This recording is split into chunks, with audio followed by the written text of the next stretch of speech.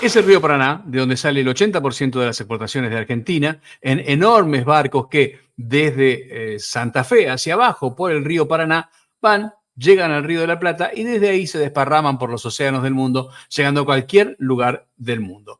Por supuesto, esos barcos enormes necesitan mucha profundidad y el río Paraná naturalmente no se lo ofrece. Hay zonas en donde los canales por donde pasan los barcos no tienen más de 5 metros de profundidad. Entonces hay que profundizarlos, hay que dragarlos. Desde 1995, dos empresas, una argentina, EMEPA, y otra belga, Jan de Null, se encargan de la hidrovía. Esto es, hacen el dragado, hacen otras obras y cobran un peaje. Gabriel Romero, ex titular de la firma argentina EMEPA, confesó en el caso Cuadernos que pagó $600.000 de coima en el 2010 para que estiraran la concesión hasta el 2021. El gobierno de Mauricio Macri preparó una concesión que dejó terminada en el año 2019, pero el gobierno de Alberto Fernández desechó absolutamente esa licitación y otra vez prorrogó el trabajo de las empresas que ya venían trabajando. Finalmente, el gobierno de Javier Milei, en noviembre del año pasado, larga una licitación que ahora, en febrero, debía terminar, pero solo se presentó una empresa, ni siquiera la que ya estaba trabajando, y finalmente se dio por desierta esa licitación. Charlé con Eduardo Plasencia, que es ingeniero civil, urbanista, que fue coordinador de gestión en la Dirección Nacional de Vialidad en el gobierno de Mauricio Macri y que acaba de presentar un informe muy interesante en la Fundación Pensar sobre este tema. Y empezando por lo básico. Eduardo, ¿qué es la hidrovía? Bueno, la hidrovía es básicamente una autopista fluvial. Vos tenés, la Argentina, digamos, sabemos que tenemos toda la producción del país que se mueve por camiones, por trenes, a lo largo de rutas y vías férreas, a lo largo de todo el país, desde la zona donde se produce hasta lugares donde se consume o se exporta. Mucha de esa producción confluye en los puertos. Lo que mucha gente no sabe es que la gran mayoría de esos puertos están no frente al mar, ni tampoco están en un río muy transitable, sino que están en el medio del río Paraná. Y el río Paraná, naturalmente, los barcos no entran de profundidad. El río Paraná es una especie como de pantano relleno y tiene un surco más profundo que el resto, que incluso hasta va cambiando. Que el río Paraná se va moviendo, va cambiando de lugar. Eso porque se va llenando, se llena para acá, se corre así. Y si lo mirás en profundidad, en algunos lugares no tiene más de 5 metros profundo, 6 metros de profundidad. Y uno piensa en los gigantescos buques esos transatlánticos que cruzan el canal de Panamá o se van por todo el mundo a través de los océanos y claramente no tienen 5 metros de profundidad, son mucho más, tienen hasta 12, 13, 14 metros. Son barcos gigantes que su eficiencia radica sobre todo en hacer el viaje punta a punta, no en hacer transbordo. Bueno, el dragado es hacer que ese río que el barco pueda entrar en ese río.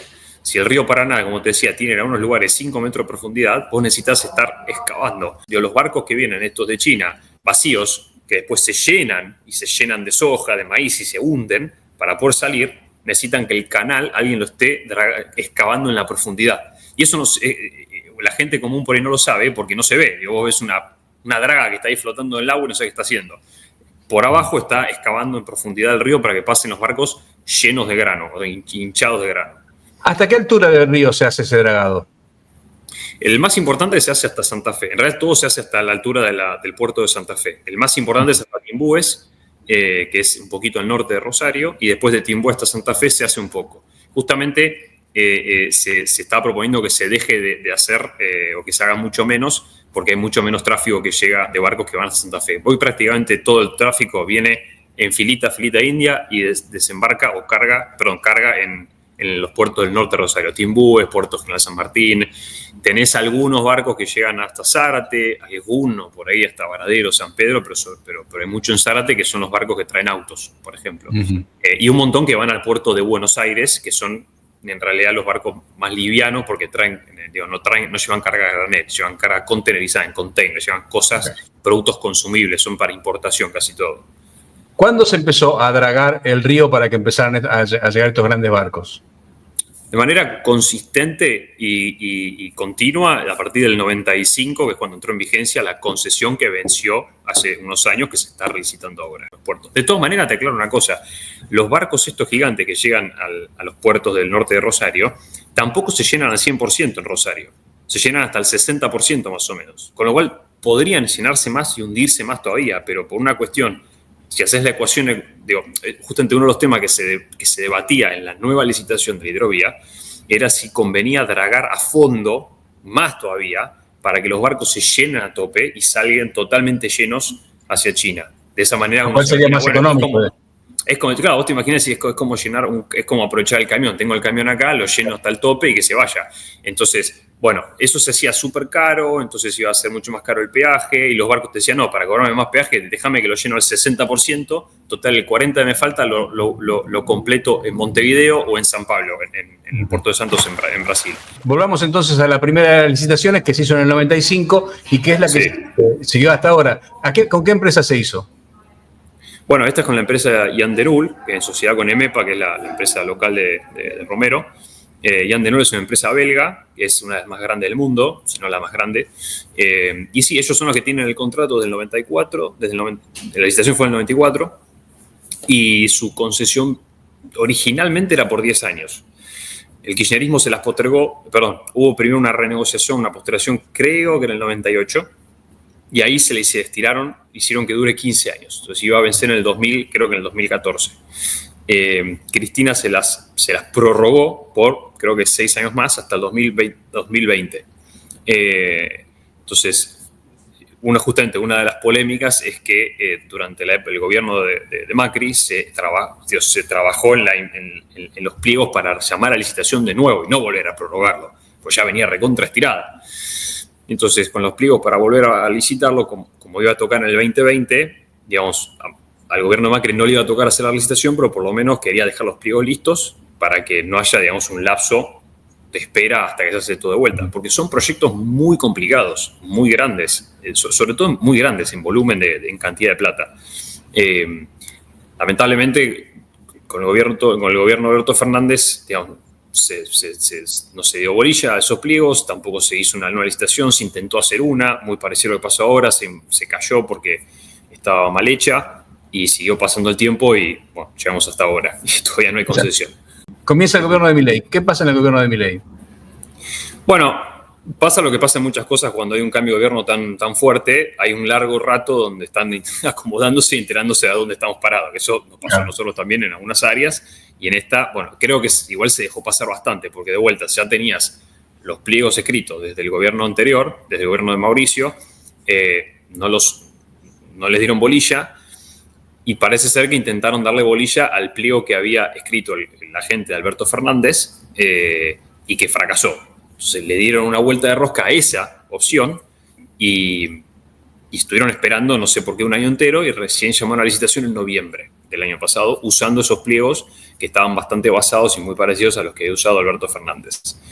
Ahora, por lo que decís, la licitación surge en noviembre y terminaba en febrero. ¿No es poco tiempo para algo así?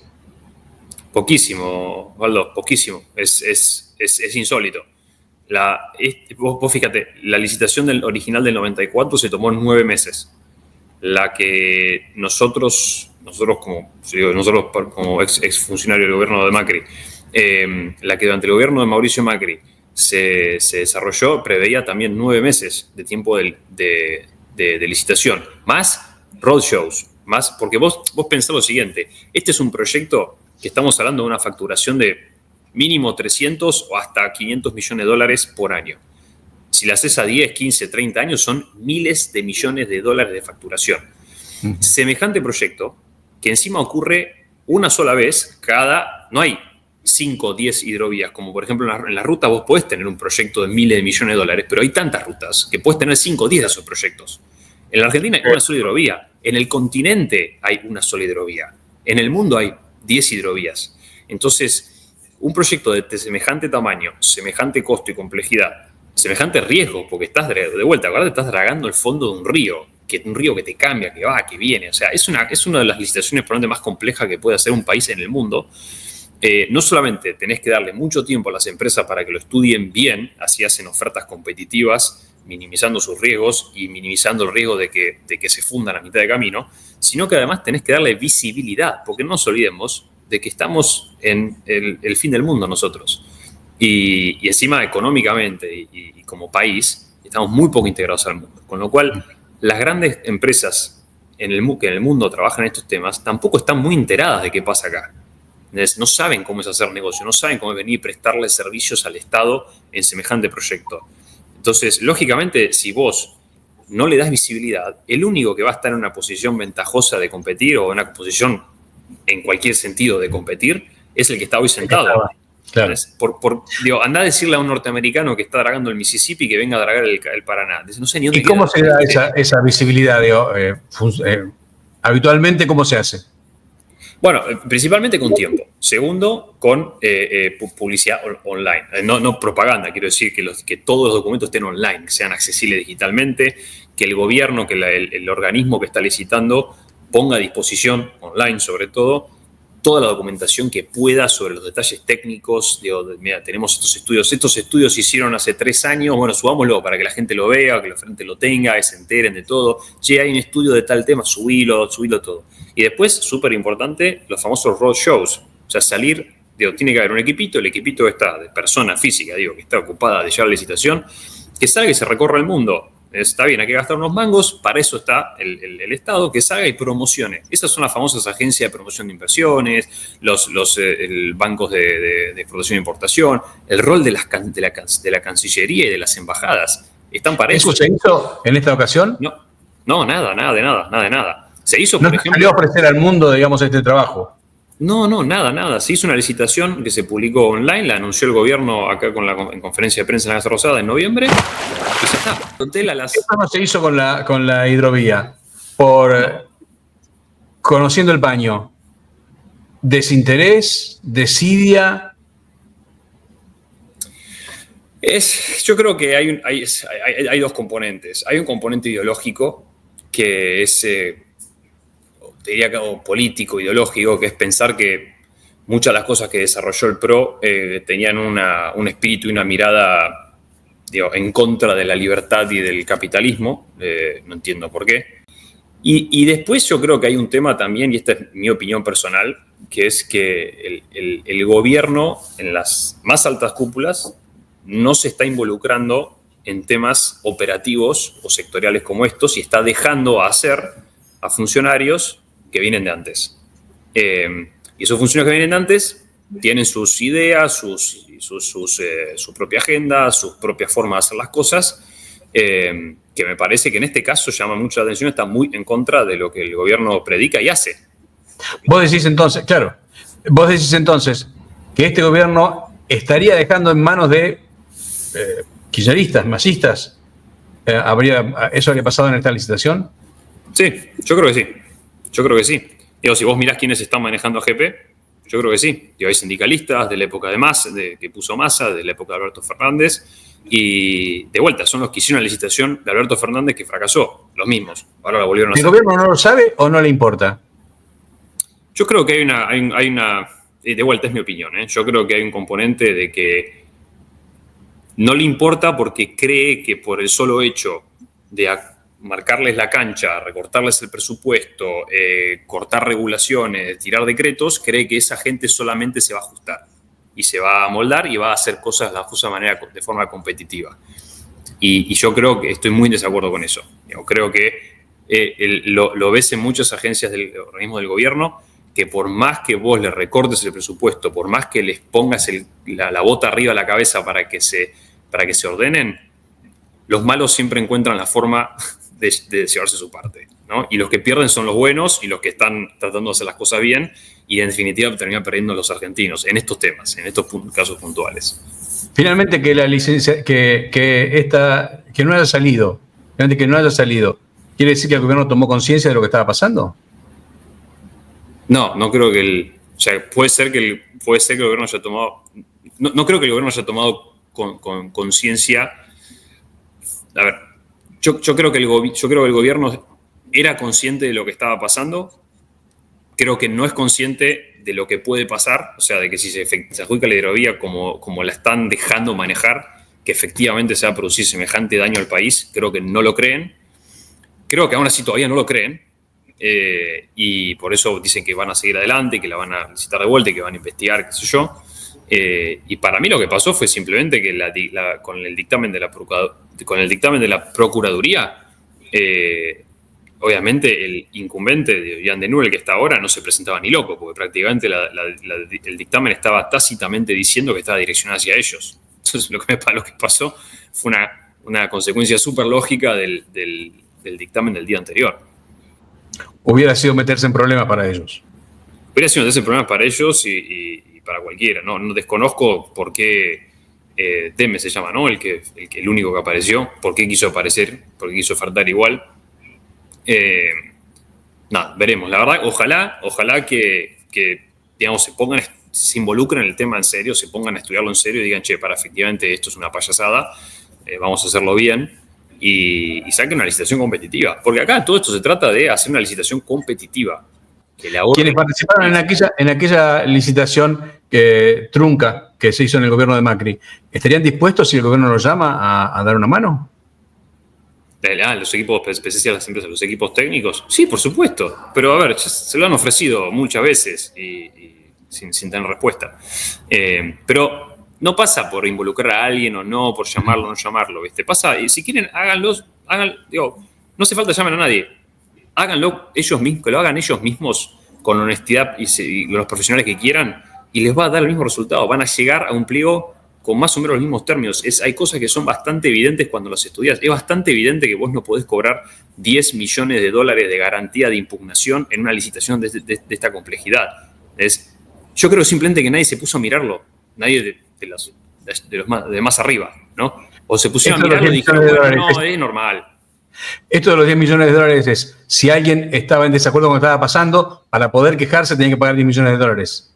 Sí, pagar, depositar. Si efectivamente, si no tiene razón, lo pierde. Así, eso te obliga a decir, entonces si esto es inimpugnable en el fondo. Si es inimpugnable, esto está armado. Eso es lo que esto no es común. Esto no es común en la licitación. A ver, la licitación original del 94, ese monto era de $300.000. En los PPP creo que era 0. ¿Qué te parece que va a pasar? Difícil saber.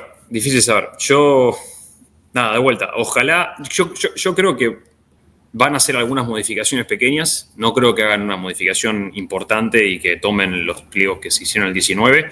De vuelta, no se trata, agarren esos pliegos, se trata de hagan un buen pliego. Que les sirva al país, que haga una licitación competitiva. Yo creo que van a hacer algunas modificaciones pequeñas que van a positivas y llamarán de vuelta y quizás sí se presenten y haya una competencia un poco más razonable. Ojalá.